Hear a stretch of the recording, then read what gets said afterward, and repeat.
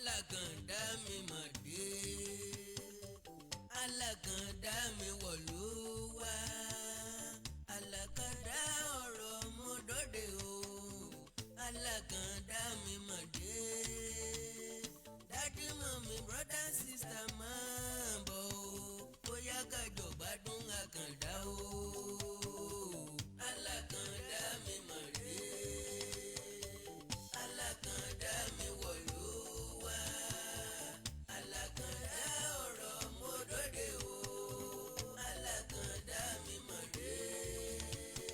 dádì mọ́mí brother sister máa bọ̀ o bóyá kájọ gbádùn àkàndá o.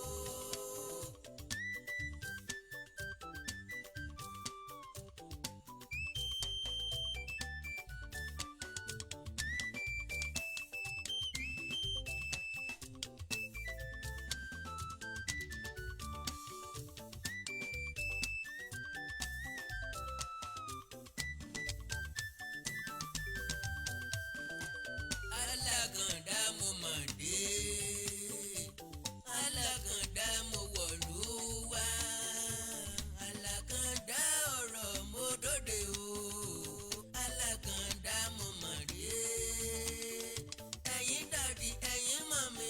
máa ń bọ̀ o àlóyá kájọ gbádùn àkàndá o. bàbá kọ́kọ́ wọnú ilé kan ìyáálé ilé là kọ́kọ́ kí ẹlẹ́gbẹ̀rin ìgbákọ̀ mo kí gbogbo ọmọ Yorùbá jákèjádò àgbáńlá yọ̀nbẹ̀kẹ̀bẹ̀ táfẹ́fẹ́ kínní tún fẹ́ dé lónìí. alákàndá. a kó ìsinmi òní ìsinmi aláyọ̀ ìsinmi ìdùnnú ìsinmi ìtẹ̀síwájú náà ló máa jẹ́ fún wa láti Èdùmàrè. àkàndá ó pẹ́ mi kí n tó wá sóde kò rí bẹ́ẹ̀. alákàndá mi wọ̀lú wá. kó tó di pé wọ́n sọ̀rọ̀ rárá bá mi pé gbogbo ọmọ ọkọ Yorùbá ẹ pé mo ní kí wọ́n súnmọ́ tòsí.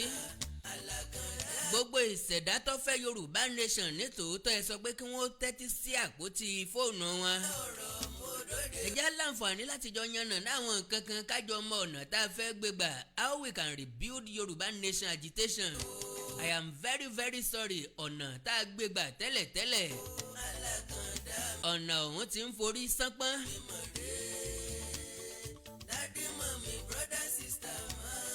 Yorùbá ní ọjà tá a bá fi rọ́pìlẹ̀ rẹ̀ èké la fi tú ilé tá a fi tọ́ mọ èrè ní òwò nbíkíbi tí ọ̀gá bá ti gbé pọ̀ kì í sí ìtẹ̀síwájú ń bẹ inú kòtò wọn ń lọ ṣùgbọ́n níbi tá a sì bá dé ó ṣeé ṣe láti retrieve padà a lè rebuild ẹ̀ honestly kí làwọn àlàkalẹ̀ ọ̀nà tá a lè gbé Yorùbá nation gbà tá a fi rebuild ẹ̀mí Àkàndá ti ṣe àlàkalẹ̀ rẹ̀ wá wọ́n ṣàlàyé wọ́n yànnà náà lọ́kọ̀ọ̀kan èjèèjì ṣùgbọ́n ẹja béèrè lọ́wọ́ ara wa gẹ́gẹ́ bí ọmọ Yorùbá ṣe lóòótọ́ la nífẹ̀ẹ́ ìran Yorùbá ọ̀rọ̀ Yorùbá nation ọkọjá Yorùbá nation now ariwo lásán lásán.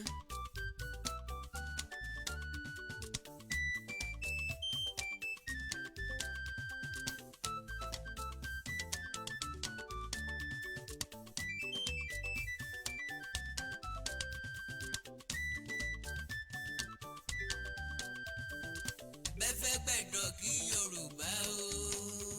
a ní bó ṣe wé bó sọdọ̀ ń kọ́ òṣùpá ó pé méjì ní sánmọ̀ o alákàndá mi mà dé bójèdè tó jinlẹ̀ o alólàṣà ò gbọ́dọ̀ dè mẹ́rí my brother my sister ẹ má bọ̀ o ẹ ló yá kájọ gbádùn Àkàndá o. my brother my sister ẹ máa ń bọ̀ o a ló yá kájọ gbádùn Àkàndá o. gbogbo ẹni tí ọ̀rọ̀ tí ń lọ lórílẹ̀‐èdè yóò yé ẹ bá ń pe gbogbo wọn pé mo ní kí wọ́n súnmọ́ tòsí. Àkàndá àní gbára wa ní àkókò púpọ̀ ṣùgbọ́n whatever tí n bá sọ lónìí ẹ má wo ti ẹni tó sọ ẹ má wo ti ẹnu tí n ó fi sọ ẹnu rírùn ẹ má wo tójú tí yóò sọ bọ́yá ẹ fẹ́ràn ojú yìí àbẹ́ ẹ fẹ́ràn ojú yìí bọ́yá ẹ fẹ́ràn fọ́ìsì yìí àbẹ́ ẹ fẹ́ràn rẹ̀ ọ̀rọ̀ tí wọ́n sọ lálẹ́ yìí ọ̀rọ̀ tó máa ní impact ọ̀rọ̀ tó ṣe é tẹ̀lé bá a bá gbìyànjú láti ṣe àyálò rẹ̀ ẹjá gbàgbé ìgbéraga ẹjá gbàgbé ibi tá a dé ẹjá gbàgbé ń tá a jẹ́ ẹjá gbàgbé ń tá a mọ̀ ẹjá gbàgbé iye ìwé tá a kà ẹ̀já nígbàgbọ́ wípé ọgbọ́n a máa tinú aṣiwèrè náà jáde. There is always sense in nonsense. There is always sense in nonsense. ṣé gbádùn mi sà? ṣé gbádùn mi mọ̀? Now gbogbo ọmọ ọkọ Yorùbá ká tó pariwo obedient Bọ́lá Tinubu articulate àwọn ibì kan ń bẹ tí mo rò pé yẹ ká ti sọ̀rọ̀ dáadáa tó yẹ ká ti gbóhùn sókè bí àṣà àwọn youth especially àwọn ọ̀dọ́ arẹ̀wẹ̀sì láwọn ọ̀nà bẹ̀ adákẹ́tìrì láwọn ọ̀nà bẹ̀ àwé nǹkan kan láwọn ọ̀nà bẹ̀ akọ̀kànmí láwọn ọ̀nà bẹ̀ àjàkúnra láwọn ọ̀nà bẹ̀ àrí nǹkan tọ́jẹ́ bàbàrà láwọn ọ̀nà bẹ̀. àwọn ọ̀nà wo? lára nǹkan tá a fẹ́ sọ ń bí lónìí a máa sọ̀rọ̀ nípa àwọn Afẹ́nifẹ́re. àsìkò ebúkọ́ la wà yìí ṣùgbọ́n a máa wí tasarán fásarán kásarán ó lè yé aràn ṣe á wí ti aṣọ aràn fún aṣọ aràn kí aṣọ aràn ọmọ aṣọ aràn mọ́. a máa jẹ́ kí Afẹ́nifẹ́re látòkè délẹ̀ kí wọ́n mọ báńdìrì wọn kí àgbàlagbà kan má tòkè ògùn wá ṣe mú gògùnù lálẹ́dẹ̀ Ọ̀yọ́ káwọn èèyàn kan má dúró sínú yàrá kan láti mọ determine láti mọ decide destiny tiwa. This is the high time tá a bá jáwé jókòó jẹ́ fẹ́gbẹ́ Afẹ́nifẹ́re kí wọ́n má bàa wá di Afẹ́nifẹ́ bí and again ká má bẹ̀rẹ̀.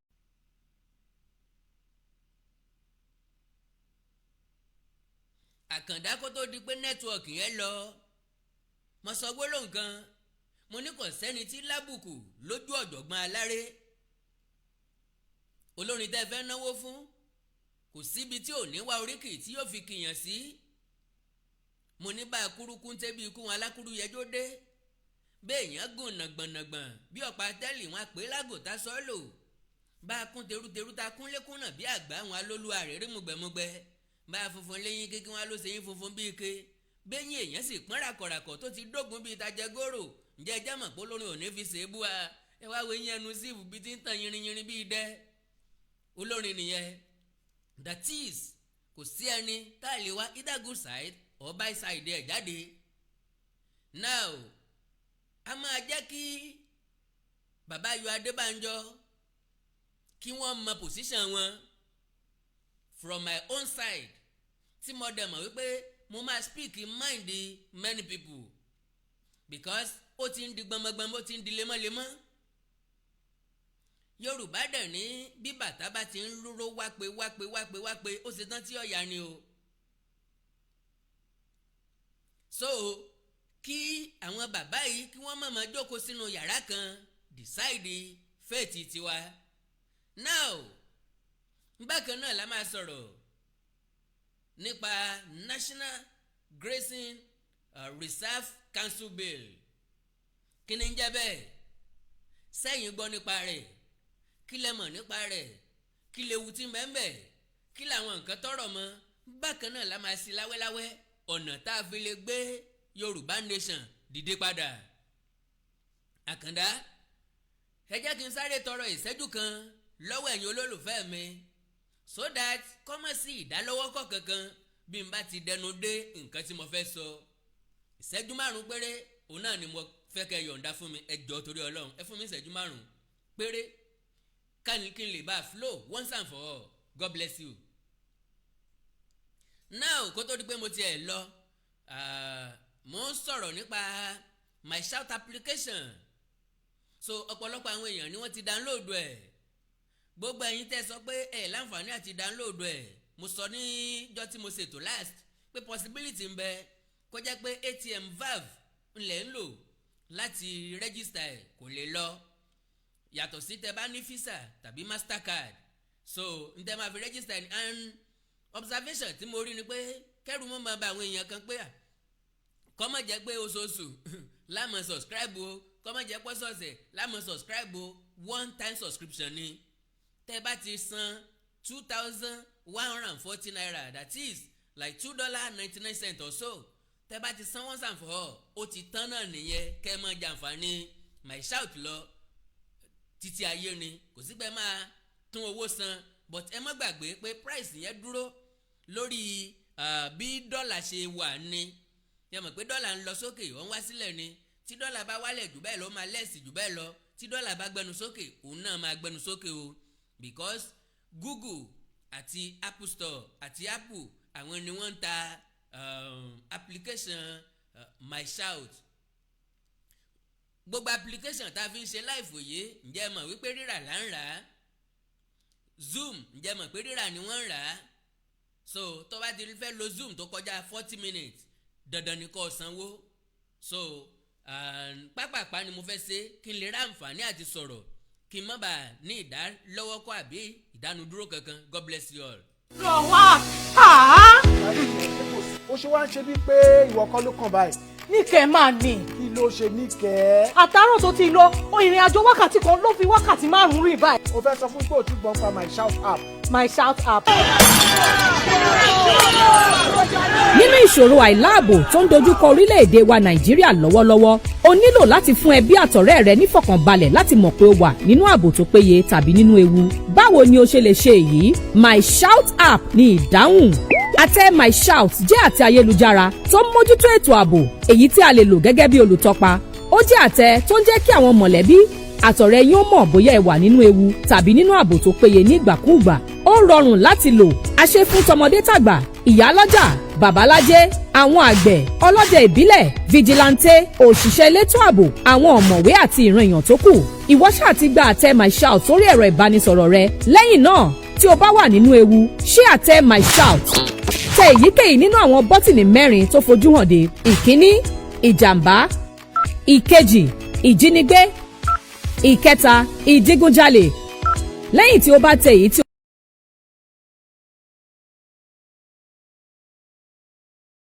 rẹ tí o ti fi nọ́mbà àwọn sórí àtẹ yìí yálà èèyàn kan tàbí 20 èèyàn pábánbárí rẹ̀ wẹ̀. àtẹ my shout tún lè sọ ibikíbi tí o bá wà fún ará àti ọ̀rẹ́ rẹ láàrin ìṣẹ́jú 5. o lè gba àtẹ my shout sórí ẹ̀rọ ìbánisọ̀rọ̀ rẹ lórí Play Store fún Android tàbí App Store fún iPhone fún $4.99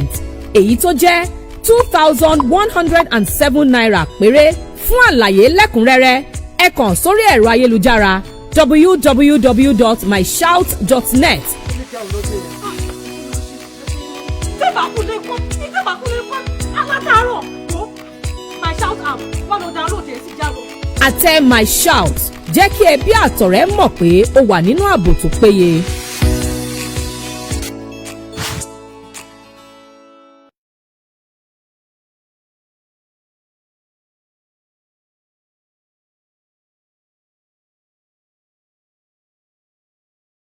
lóko lẹ́yìn odi àjíǹde ara ó máa jẹ́ a ò ní fàìsàn ló gbà. orúkọ tèmi ni Godwem tí gbogbo ẹ̀yin èèyàn mọ̀ sí ìyá Ìjẹ̀bú. gẹ́gẹ́ bí ìṣe wa pé ìlera yín òun ló jẹ wá lógún òun ló tún mú wa wá sójú ìwòran yín ní déédé àsìkò yìí. mo kí yín o a ò ní fàìsàn ló gbà o. gbogbo ẹnikẹ́ni tó ní ìṣòro nínú eegun tàbí nínú iṣan ara wọn wọ́n lè kàn sí iléeṣẹ́ Godwem ìyá Ìjẹ̀bú. ọ̀rọ̀ iṣan àti eegun la máa ń sọ ní gbogbo ìgbà nítorí pé ìṣòro iṣan àti eegun ó jẹ́ ìṣòro tó ṣe gbòógì tó dẹ̀ ń dà wá láàmú. àwọn ẹlòmíì ò lè bẹ̀rẹ̀ mú nǹkan nílẹ̀ ẹlòmíì ò lè bẹ̀rẹ̀ kírun ilé orí òkè lẹlòmíì ń gbé tẹ́lẹ̀ ó ti padà sísàlẹ̀ nítorí orúnkún ríro ìbàdí ríro ẹlòmíì àtẹlẹsẹ̀ la máa kán ẹlòmíì tó bá jí láàárọ̀ àti fẹsẹ̀ lélẹ̀ á di ìṣòro ẹlòmíì gbogbo ara títa ẹlòmíì ẹsẹ̀ títa ẹlòmíì ẹsẹ̀ á máa gbọ̀n gbogbo èyí tó bá lè jẹ́ jẹ́wárí ó ṣeéṣe kó jẹ́ arthritis lẹ́ní ó ṣeéṣe kó jẹ́ rheumatoid arthritis or osteoarthritis èyíkéyìí tẹ́ ẹ̀ bá ní bó sì jẹ́ gout ni gbogbo ẹ̀ lágbára Ọlọ́run ká. ẹlòmíì arthritis tẹ̀ ọmọ ọwọ́ ló ti máa tọ́ ọmọ ọwọ́ ẹ̀ á máa wú tá a máa dùn ẹlòmíì á máa sọ fún ẹ pé èjìká ló ń dùn òun ẹlòmíì ìbàdí ẹlòmíì orúnkún ẹ̀ á máa wú gbogbo èyí tó bá lè jẹ́ iléeṣẹ́ Godwem ìyá Ìjẹ̀bú last bus stop yín ni lórí ọ̀rọ̀ arthritis yẹn. bákan náà ni ẹ̀yin ọkùnrin tẹ ní ìṣòro tó jẹ́ kùdìẹ̀kùdìẹ̀ tá à ń pè ní prostate enlargement táwọn Yorùbá ń pè ní ìsétọ̀. prostate enlargement àmì méjì ló mú wa ẹlòmíì ò ní rí tọ̀tọ̀ rárá ẹlòmíì tó bá fẹ́ tọ̀ á máa rí ìnira ṣùgbọ́n ẹlòmíì tó bá ní ìtọ̀ púpọ̀ jù ni a máa tọ̀ léra wọn ó lè tọ̀ lẹ́ẹ̀mẹwàá kílẹ̀ ò tó mọ́ ẹlòmíì kó tó débi tó máa tọ̀ sí ìtọ̀ yá ti máa jábọ́ ṣùgbọ́n kí wá ṣe prostate enlargement nìkan ló lè fà kí wọ́n máa tọ̀ púpọ̀ torí prostate enlargement ọkùnrin nìkan ló ń ṣe ṣùgbọ́n ìṣòro ìtọ̀ púpọ̀ ó lè ṣe obìnrin náà obìnrin tó bá ní bladder infection àbí weakness of bladder òun náà lè máa tọ̀ púpọ̀ jù ẹlòmíì á ní infection tó ti pẹ́ ó lè jẹ́ kó máa tọ̀ púpọ̀ jù ẹlòmíì ìdẹ̀rẹ̀ diabetes insipidus tó ń pè ní àtọ̀gbẹ ló fà á tó fi ń tọ̀ púpọ̀ jù so tẹ́ bá ti rí irú àwọn àmì gbogbo yín náà lẹ lè kàn sí iléeṣẹ́ Godwem Ìjẹ̀bú bákan náà ni àwọn ìṣòro tó ń àfẹ́tì àwọn ọkùnrin wa tí ò ní lè jẹ́ kó ṣojúṣe wọn nínú ilé tó máa di kó máa ka newspaper lálẹ́ gbogbo àwọn ìṣòro tó lè fà bíi weak erection premature ejaculation jẹ̀dí ni a ní 3-in-1 kan ní iléeṣẹ́ Godwem Ìjẹ̀bú tó jẹ́ pé ó dára fún àwọn ọkùnrin wa tó lè máa lò tó máa tún àgọ́ ara wọn ṣe á kọ̀rẹ́ẹ̀tì ìṣòro tẹ̀ níyẹn ni tó yẹ pé ìṣòro yẹn á kú òǹbẹ pẹ̀lú ògo Ọlọ́run bákan náà ni hepatitis tó ń ṣe oru ijú ẹ lè máa yẹ́lò kíto ẹ̀ máa yẹ́lò kó jẹ́ jaundice lòun ní o ẹlòmíì inú ẹ lè máa ga kó jẹ́ enlarged liver lòun ní o torí ìdí èyí ó máa ń dára ká ṣe àyẹ̀wò ẹnikẹ́ni tó bá ti rí kùdìẹ̀kudiẹ ẹ jẹ́ kí wọ́n ṣe àyẹ̀wò kí wọ́n mọ kí ló dé kí nìkan tó ń ṣe àwọn ìyẹn ló máa jẹ́ ká mọ irú ọ̀nà tá a máa gbà ràn wọ́n lọ́wọ́ pákéjì ti wà lóríṣiríṣi fún rheumatoid arthritis fún prostate enlargement even fún prostate cancer tí wọ́n bá ní prostate cancer ó lè máa tọ̀ kíto ẹ̀ kó máa ní ẹ̀jẹ̀ nínú àbí kó máa ní ìrora èkéyìí tí ìbàjẹ́ Ọlọ́run Elédùmarè ti fún wa lágbára láti fi òpin sí ẹ̀rọ ìbánisọ̀rọ̀ mi ní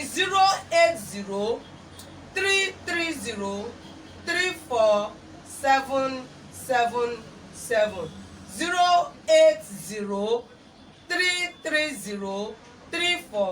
08033034777 nọ́mbà yìí náà ni nọ́mbà WhatsApp mẹ́ kò sí ibi tí ẹ̀dẹ̀ wà tí oògùn wa ò ní dé gbogbo ẹ̀yin náà tẹ̀ tí ń gbalẹ̀ máa jẹ́rìí sí ibikíbi tẹ́ wà bó jẹ́ US bó jẹ́ Canada bó jẹ́ UK wherever you are oògùn yìí máa dé ọ̀dọ̀ yín ibikíbi tẹ́ lè wà nílẹ̀ adúláwọ̀ ni nínú Nàìjíríà ń bí ni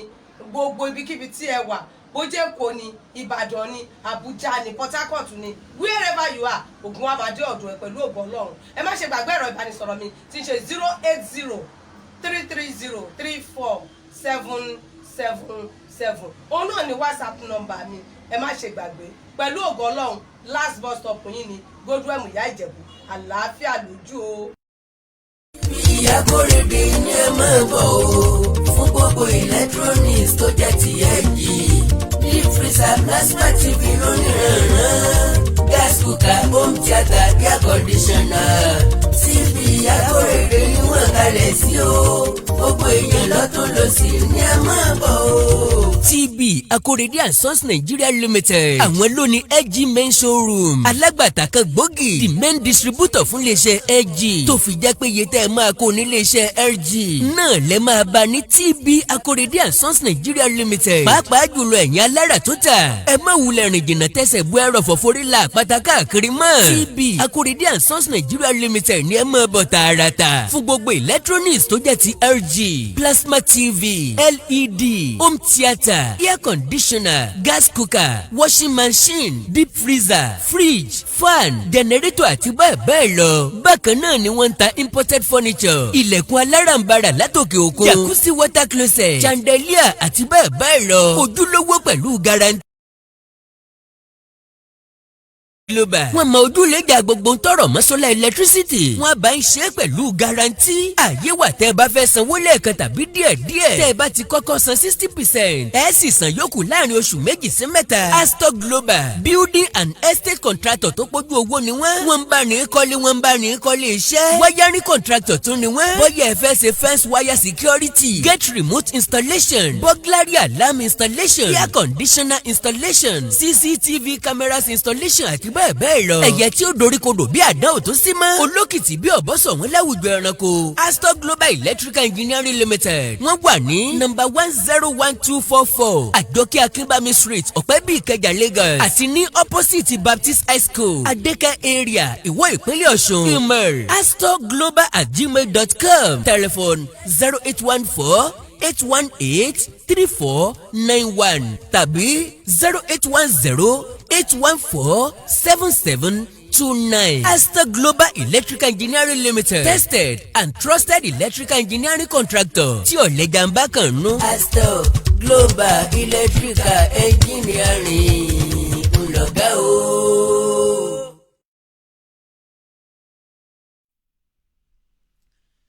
ẹ má bínú pé mo gbà àkókò yín. bàbá ń wo sinimá àgbéléwò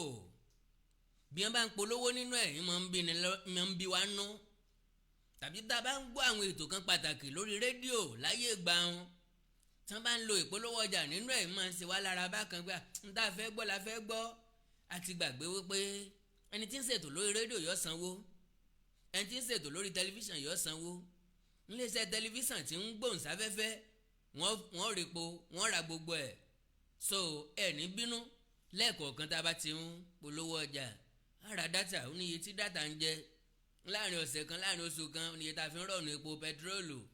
irinṣẹ́ tá ń lò náà la sọ pé oṣù náà lẹ́nu ọjọ́ mẹ́ta ẹ̀hún òfò ara ẹni nìyẹn kọ́lọ̀ wọn má jà sófò. now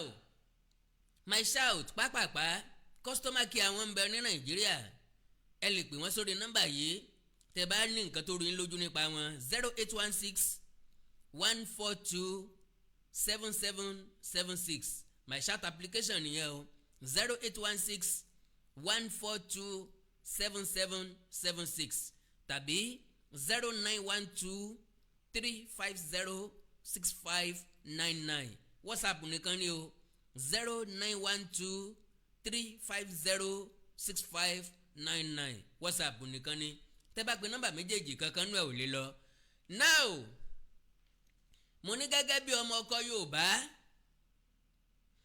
àwọn nǹkan kan ń bẹ tó yẹ ká sọ̀rọ̀ lé lórí. àwọn ibì kan wà tí mo rò pé yẹ kẹ́ ẹ ti react. now tẹ́ bá wo title program mi mo ní one country two system kí ló túmọ̀ sí? ìyẹn túmọ̀ sí pé lórílẹ̀‐èdè Nàìjíríà a pera wa ní orílẹ̀‐èdè kan a ń pera wa ní one nation ṣùgbọ́n a ní two system of government nínú same Nàìjíríà. òfin kan wà fún ẹ̀yà Fúlàní àtàwọn ará òkè ọya, òfin kan ń bẹ fún àwa tá a wà nísàlẹ̀ odò because òfin tó mẹ́gún kò mẹ́lẹ̀há. lókè ọya ní Katsina ni wọ́n ti dá security outfit sílẹ̀ tí federal government under the able leadership of ajagunfẹ̀yìntì Muhammadu Buhari wọ́n approve AK-47 fún wọn. now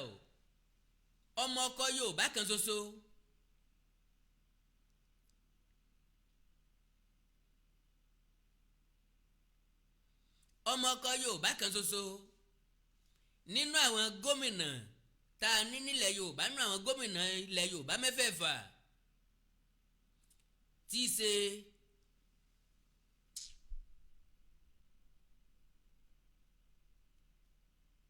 kí ló ń ṣe nẹ́tíwọ̀kì báyìí ọmọ ọkọ Yorùbá kan ṣoṣo tá a ní nínú gómìnà mẹ́fà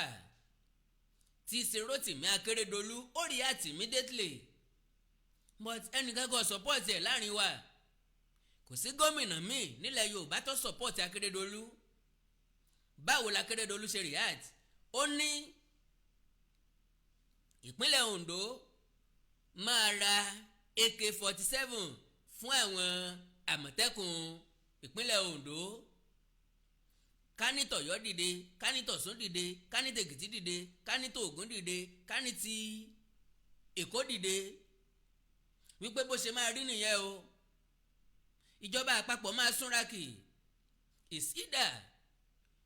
kí wọ́n disapprove eléyìí tí wọ́n ti fọwọ́ sí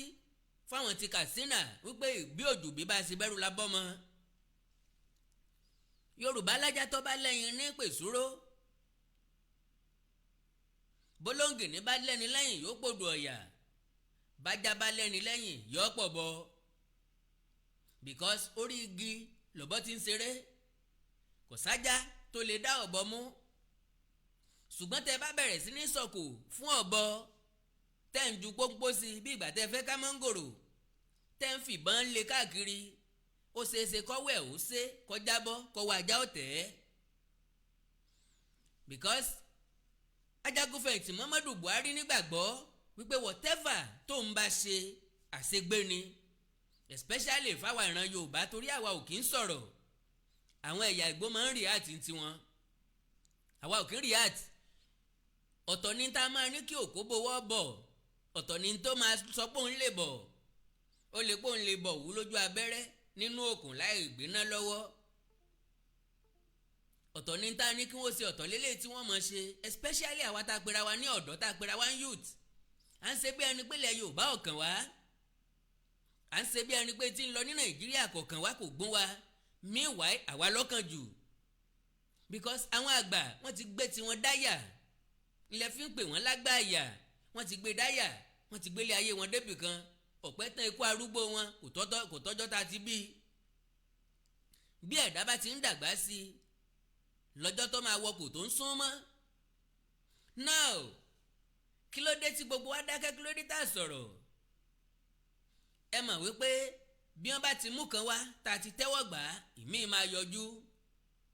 ìyẹn ni mo fi ní kí n sáré sọ fún ọ bọ́yọ̀ ti mọ̀ tẹ́lẹ̀ bọ́yọ̀ tí ì mọ̀ bọ́yọ̀ ti gbọ́n pa ẹ̀ bọ́yọ̀ tí ì gbọ́n pa ẹ̀ pé nípínlẹ̀ Èkó wọ́n ní wọ́n ń rèsì bíìlì kan wípé wọ́n fẹ́ fi etídò sílẹ̀ ẹ̀já kọ́kọ́ gbẹ̀yàn sẹ́gbẹ́ kan àti wádìí ẹ̀ dáadáa ṣùgbọ́n mo gbọ́ wípé bíìlì kan ń bẹ tí wọ́n fẹ́ pass báyìí wọ́n ń pè yẹn ní National Grazing Reserve Council Reserve Council Bill National Grazing Reserve Council Bill wọ́n fẹ́ pass ẹ̀ nílé ìgbìmọ̀ asòfin the earlier the better ká tó dé Yorùbá nation ntẹ́mi Àkàndá fi sọ pé ká tó débi tá à ń lọ a máa kọ́kọ́ débi tá a fẹ́ dé a gbọ́dọ̀ torí bá ń lọ sí Yorùbá nation ká má dá sí nǹkan tí ń lọ nílẹ̀ because a máa filẹ̀ behind ó dẹ̀ máa hunt ibi tá à ń lọ yọ́ mọ̀ ṣàkóbá yọ́ dẹ̀ mọ̀ kóbá wa ká tó dé Yorùbá nation tí wọ́n bá ti gbalẹ̀ wa already ńkọ́ ogun mélòó la fẹ́ jà that is tógun bá ti ń pọ̀ jù agbára ò ní ká o Yorùbá ní ìhà kan làáfòrí wọ́ bígi bá rí lugi tòkè ẹ̀ lákọ́kọ́ yanjú tòkè tí ń bẹ́ẹ̀ òun ni pé ọgbọ́n wo ìmọ̀ wo ète wo la fẹ́ fi bọ́kò lóko ẹrú ti Nàìjíríà yìí every one of us ló mọ̀ wípé Yorùbá nation is the answer that is Kénáánì tiwa ilẹ̀ ìní tiwa nbi tọ́lọ́ ti pèsè fún wa nbi tá a ti máa ní ànító àti àníṣẹ́kù nbi tá a ti máa gbé ìgbé ayé ìrọ̀rùn nbi táwọn ọmọ wa tọ́kàwé ó ti ríṣẹ́ nbi tí security wa ti máa fẹsẹ̀ múlẹ̀ nbi tí ètò ọrọ̀ ajé wa ó ti rú gọ́gọ́ tí ó ti gbèrú sí i tí ó ti máa compete pẹ̀lú àwọn orílẹ̀-èdè àgbáyé òótọ́ ni ṣùgbọ́n àwọn ìgbésẹ̀ kan ń bẹ tá à ń fi sẹ́yìn tá à ń kọ́ akọ̀kàn mí sí now lẹ́yìn tí àwọn àmọ̀tẹ́kùn tí mo pè wọ́n ní toothless dog ajá agbólórí òkè má léyìn àmọ̀tẹ́kùn tó wà active jù nílẹ̀ Yorùbá tìpínlẹ̀ Ondo náà ni àwọn tó kù ntí wọ́n ń gbé dání ọ̀yàtọ̀ sọ́pá àtìlẹ̀ lásán àwọn náà ń gbìyànjú wọ́n ń jà fitafita o ṣùgbọ́n torí pé àwọn gómìnà àwọn ìpínlẹ̀ tó kù wọn ò káràmásìkí ẹ̀ kò sí àtìlẹ́yìn tó gbópọn fún àwọn àmọ̀tẹ́kùn yẹn except Governor Rotimi Akeredolu nìkan ṣé Akeredolu nìkan lọ́mọ Yorùbá ṣé ìpínlẹ̀ Ondo nìkan ní ìpínlẹ̀ Yorùbá kí ni nǹkan tí àwọn ọ̀dọ́ sọ sí kí ni nǹkan táwọn àgbà sọ sí kí ni nǹkan táyìn ìyá wa sọ sí kí ni nǹkan táyìn bàbá wa sọ sí kọ̀ọ̀kan yà bí ok àwa ń sọ̀rọ̀ nípa grazing National Grazing Reserve Bill kí ni ń jẹ́ bẹ́ẹ̀ àfọ̀ láwẹ́láwẹ́ bíìlì ọ̀hún the earlier the better tá a bá rán fáadì tí àwọn sẹ́nẹ́tọ̀ àwọn House of Rep members wa kókókó kí wọ́n má fọwọ́ sí o bí wọn ò bá fẹ́ ṣòfò alẹ́ kí wọ́n má bá wọn lọ́wọ́ sí i bí wọn ò bá fẹ́ ṣòfò ọ̀sán kí wọ́n má bá wọn lọ́wọ́ sí i bí wọ́n bá fẹ́ rí lé padà dé sí i tí wọ́n ń pètèpèrò tí ajagunfẹ̀yìntì Muhammadu Buhari àti ìjọba rẹ̀ ń pètèpèrò tí wọ́n fi fẹ́ pàṣẹ bẹ́ẹ̀lì yìí naturally tí president bá ní interest nínú nǹkan kan òun kan gò sí nílé ìgbìmọ̀ asòfin yóò fi sáwọn kan lẹ́nu àsìn àjọ wà níbì kan ọ̀rọ̀ kan bẹ tí wọ́n gbọ́dọ̀ gbọ́ lẹ́nu mi mọ̀dẹ̀ ní àwọn ọmọlẹ́yìn tí wọ́n pọ̀ nǹkan fi sí kan lẹ́nu ni pé èmi ló yẹ kí n sọ o but wọ́n máa sọ pé èmi tó jẹ́ pé èmi náà máa kó bá tán bá fẹ́ parí ẹ̀ sẹ́mi náà ló yẹ kí n sọ̀rọ̀ ẹ̀ nǹkan fi sí kan lẹ́nu ni so exactly bó ṣe rí nìyẹn kí wá ní bíìlì ọ̀hún iṣẹ́ ẹ̀wò ló máa ṣe kí ni tágẹ̀tì wọn ni south either south west south east or south south ibi tá a ti nílẹ̀ tó lọ́ra nìyẹn now tí wọ́n bá by mistake paasi bíìlì ọ̀hún iṣẹ́ wo ló máa jẹ́ fún ọ iṣẹ́ wo ni yóò jẹ́ fún mi iṣẹ́ wo ni yóò jẹ́ fúnra Yorùbá because kò sí ẹ̀dá tó lágbára bí ìjọba máa fi bíìlì ọ̀hún wọ́n máa fi gbalẹ̀ káàkiri ìlú that means ó lè affect ilẹ̀ ìrandíran rẹ tó ń fojú wò lọ́jọ́ iwájú ń gbé bí gbogbo bí ibà tiẹ̀ bílé bá súnmọ́ bí dáadáa káwọn adùn ò tó lẹ̀ yìí ká tà fáwọn èèyàn kí wọ́n kọ́lé sí i tàbí ilẹ̀ dáàdi wa ti jìnnà jù ilẹ̀ fámìlì wọn ti jìnnà jù kò ṣeé kọ́lé gbígbé ṣùgbọ́n ó ṣeé soko ó ṣeé sin nǹkan ọ̀sìn ó ti ń ní lọ́kàn ẹ ti ń ní lọ́kàn gbogbo ẹbí ti ń ní lọ́kàn wípé ogún ìní yín nu ogún ìbí yín nu tíran-díran baba ńlá baba yín fi ilẹ̀ fún yín now tán bá ṣe mistake paasi bẹ́ẹ̀lì yìí do you know gọ́fìmẹ̀ntì máa wá gbalẹ̀ yín wọ́n máa ní grace láti gba mẹ́ni ilẹ̀ ní south àti everywhere tán bá ti wá gbà wọ́n máa fún yín ní compensation ẹ̀yin kọ́ lẹ máa demand fún certain amount o ń pé iye báyìí la fẹ́ talẹ̀ wa sẹ́mọ̀ pé tẹ́ bá fẹ́ talẹ̀ yín ẹ lè pé ilẹ̀ tí wọ́n bẹ̀ yẹn o àwọn ilé tí ń débẹ̀ o so 500,000 ní plot kan tẹ́ ẹ̀ bá dẹ̀ lè ra ẹ má wọrí ẹ fi ilẹ̀ òkúta ẹ lè pé ilẹ̀ yẹn ti ń dìgboro 1 million naira ni o 2 million naira 10 million naira ni o iye tí wọ́n ń talẹ̀ ní Lẹ́kí kọ́ ni wọ́n ń ta alágbàdo Ìjàyè kọ́ ni wọ́n ń ta Ṣàngó Ọ̀tà kọ́ ni wọ́n ń ta Látàn kọ́ ni wọ́n ń ta níjòkó kọ́ ni wọ́n ń ta nífọ̀ kọ́ ni wọ́n ń ta lówódé nǹkan ni wọ́n ń tà níjàkọ́ ó yàtọ̀ síra wọn bó bá ṣe lajú sí ni now ẹ ní láǹfààní láti fún wọn ní price unless iye tó bá wu gọ́fìmẹ̀ntì láti fi compensate yín my dear brothers and sisters má ti dùnnú ń gbé after all ṣe bá máa fún wa lówó bẹ́ẹ̀ bá ní certain documents tó máa proof pé you are the ownership of the land wọn ò ní fún yín ní tọ́rọ́. so ti rí pé kọ́ lọ́mọ jẹ́ téèyàn ó gbé ni ilẹ̀ mélòó lọ́jẹ́lẹ̀ àbáláyé tó ní dọ́kúmẹ́ǹtì ilẹ̀ mélòó lọ́jẹ́lẹ̀ ìrandíran tó ní dọ́kúmẹ́ǹtì tó púrúfù ownership ẹ tẹ̀fìlẹ̀ claim owó lọ́dọ̀ gọ́fìmẹ̀ntì now má ti dààmú jìnnà ìjọba àpapọ̀ àtàwọn káńsù yẹn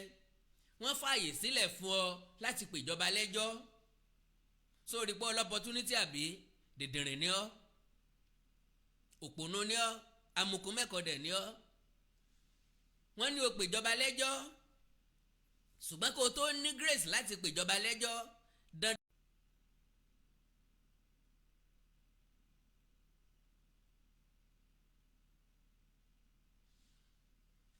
ẹ má bínú nẹ́tíwọ̀kì yẹn ló ń ṣe bákan bí a torí òjò tó yẹ.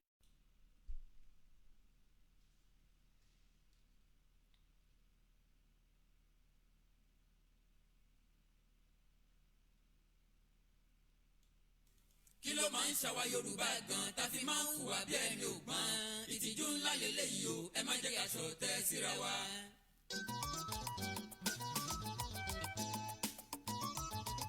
mo ń wòye ó ń gba Yorùbá. lórúkọ jẹ́ àbí kí ni ká ti gbọ́ ò páwa gan là ń ṣera wa èwo ni ká ti bí ọ̀tẹ̀ ká máa ṣe jàǹbá síra wa ká torí ká lè dépò ká máa jẹra wa lẹ́sẹ̀ sódà ọmọ Yorùbá ò lè sùn kí wọ́n ro bí Yorùbá ṣe dá gbogbo tán foríro bí wọ́n ó ṣe sọmọ làkejì níbi ni ibi táyé lajú dé yìí sótún yẹ káwa Yorùbá ṣera wa ṣé bí ó yẹ ká lè parapọ̀ káwo bí Yorùbá. ẹ̀yin tẹ́ ń béèrè fún fọ́lùmù ẹ bá mi wò báyìí só ti wà ókè.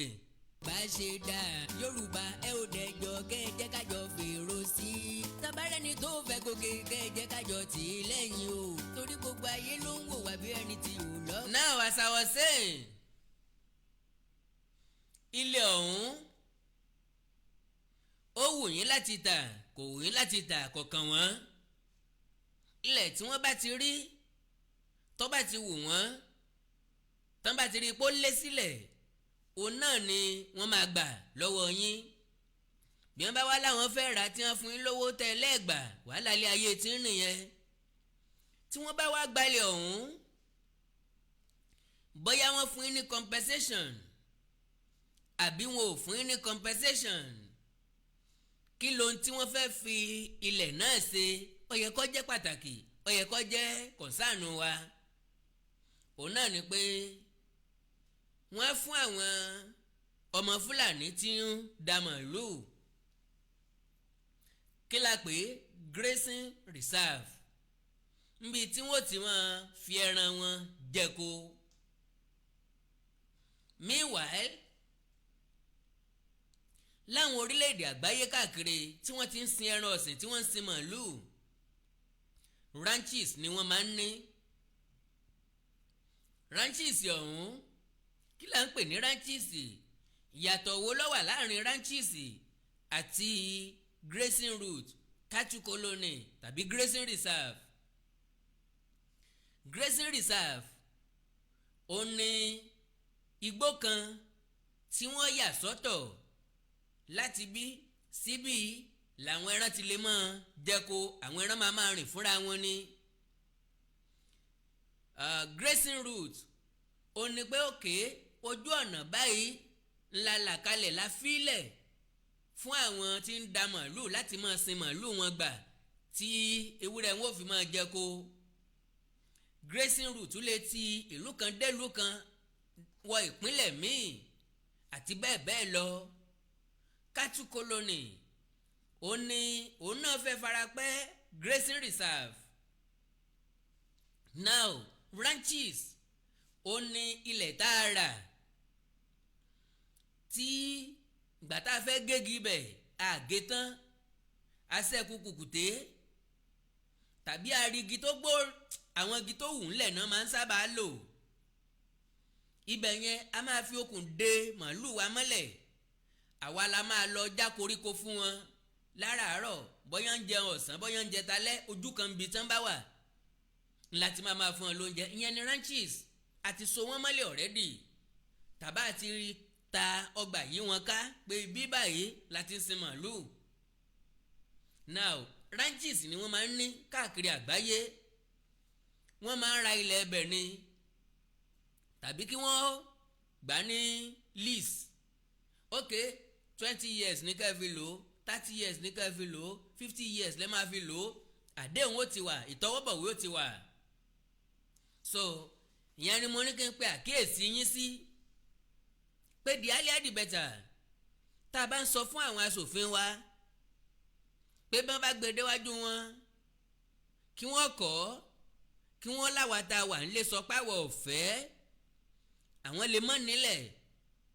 baba ńlá baba wọn lè mọ̀ fi ilẹ̀ ẹlẹ̀ fún wọn àwọn lè sọ pé ibi táwọn bá rọ̀ ayé àwọn dé àwọn ò ní ìdílé gan mọ́ torí pé wọ́n gbalẹ̀ kọ́ ni ìṣòro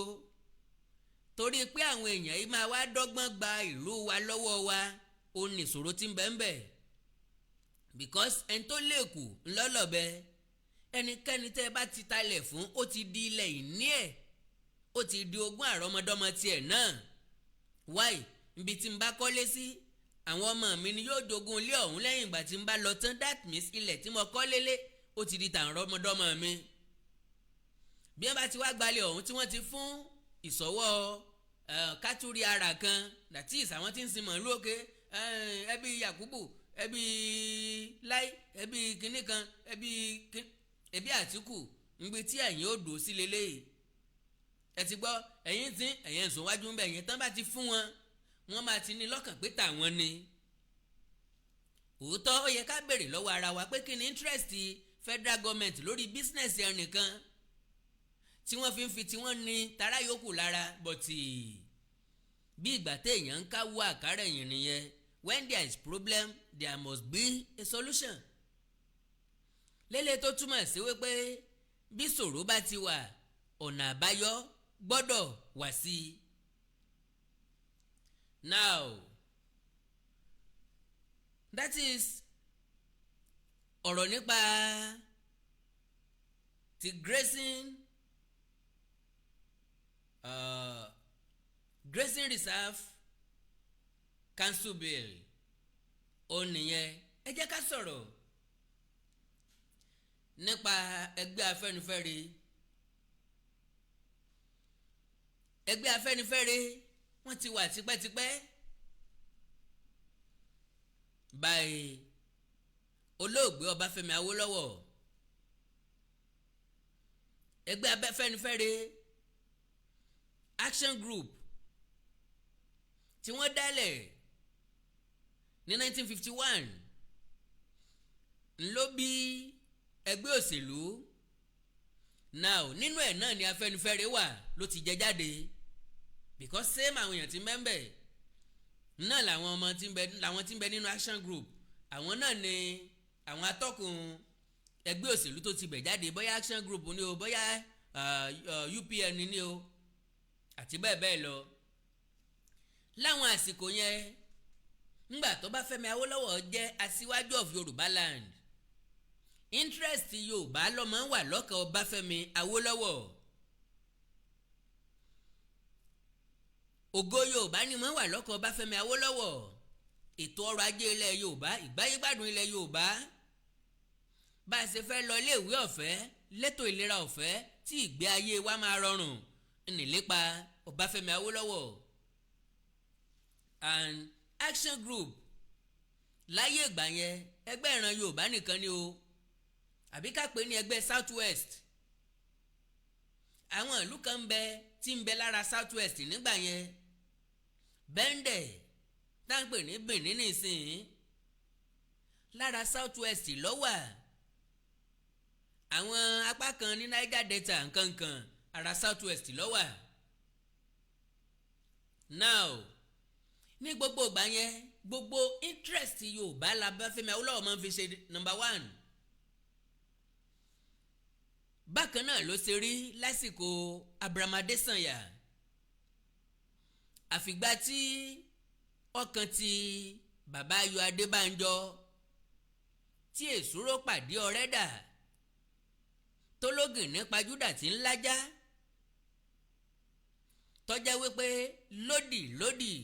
ní nǹkan Afẹ́nifẹ́re tí Yorùbá bá kọjú báyìí Afẹ́nifẹ́re máa kọjú báyìí wọ́n máa kọ̀yìn síran Yorùbá anything tíran Yorùbá bá ti ń ṣe wọn ò ń sọ̀pọ̀tì wa oyè tí wọ́n jẹ náà ni wípé àwọn ni agbẹnusọ Yorùbá that was then because merely looking at them ẹgbẹ́ Afẹ́nifẹ́re tí wọ́n ń pè fún Ìgbò presidency kò sí nínú wọn tó lè pàṣẹ fún èèyàn 10 láti dìbò kò sí nínú wọn tí wọ́n lè tò sí polling unit wọn téèyàn máa tò sí wọn lẹ́yìn so kí wá ni wọ́n fi ariwo lásán yìí ṣe wọ́n béèrè lọ́wọ́ bàbá Ayọ̀ Adébánjọ mo wí lẹ́ẹ̀kan pé àsìkò èébú kọ́ lélẹ̀ èébú kọ́ ni mo wá bú àlàyé lásán ni wípé kí ni èròǹgbà wọn sí 2023 election bàbá sọ̀rọ̀ tó dá ń bì kan wípé ká tó dìbò ní 2023 ká kọ́kọ́ restructure Nàìjíríà oníròyìn yẹn wá bèrè síwájú pé ókè káwá láti restructure election fẹ́ wáyé ní 2023 kí ni ọkàn bàbá ní àwọn support Ìgbò presidency dàtí ètò ìdìbò kì í ṣe Yorùbá versus Igbo, kì í ṣe ẹ̀yà, bí kì í ṣe ká pín kó dọ́gba. ẹ̀já béèrè lọ́wọ́ bàbá, ọjọ́ wo lórílẹ̀‐èdè Nàìjíríà fẹnukò lórí rotation? bó bá jẹ́ bẹ́ẹ̀, kí ló dé tọ́mọ Haúsá Fúlàní fẹ́ kú ọ́n bẹ̀ tí Fúlàní míì tún gbàpótí níbòmíì? bó bá jẹ́ pa ti jọ agree nípa pé a máa gbé láti bí síbí ni, then ẹ̀yà tó bá kàn nìkan ló yẹ kó díje. sofa tí Obi ti gbà láti contest pẹ̀lú others, ó mọ̀ wípé òun ò lè gbà on the platter of gold, òun láti fi gagbága pẹ̀lú àwọn èèyàn kan. èwo wá ní tàwọn bàbá Ayọ̀ Adébánjọ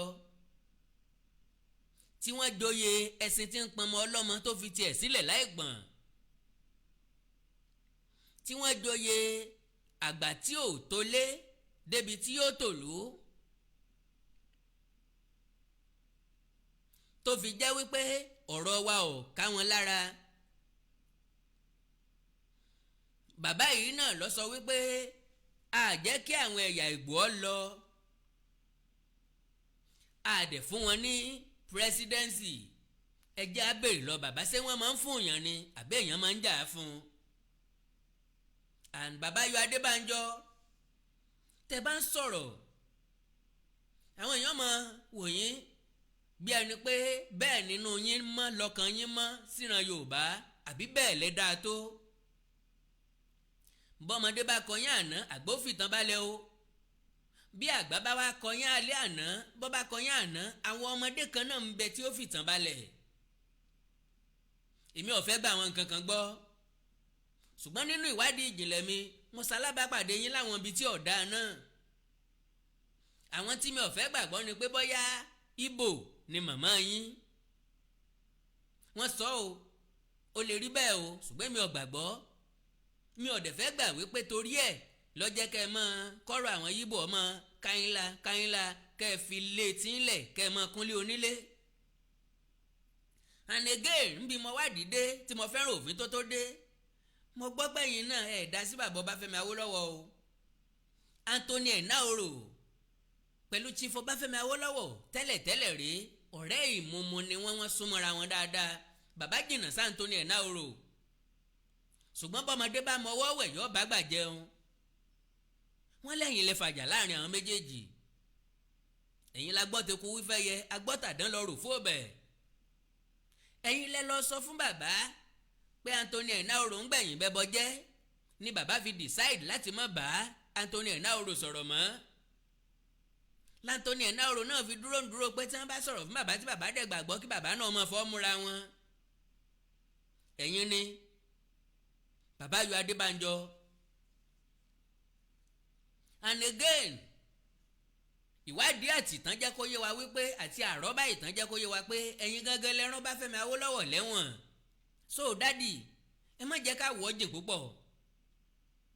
ẹ mọ ààlà yín, ẹ mọ báńdìrì yín. ẹ má gbẹnu Yorùbá sọ̀rọ̀ mọ́, ẹ gbẹnu yín àtìran yín àti fámìlì yín nìkan sọ̀rọ̀. ẹ má sọ wípé lórúkọ mi àti ìdílé mi Òbí la fẹ́ dìbò fún, Ìgbò presidency là ń jà fún. ẹ má là á, ẹ má sọ pé nìran Yorùbá fẹ́ ṣe, ìran Yorùbá kọ́ lẹ́yìn. èèyàn kan ṣoṣo láàrin Yorùbá nìyí. and again, Afẹ́nifẹ́re ẹgbẹ́ kan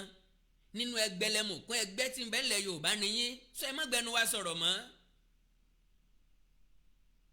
ngbẹ̀yìn náà ni ẹ lọ bá Tafawa Balewa àti Nnamdi Azikiwe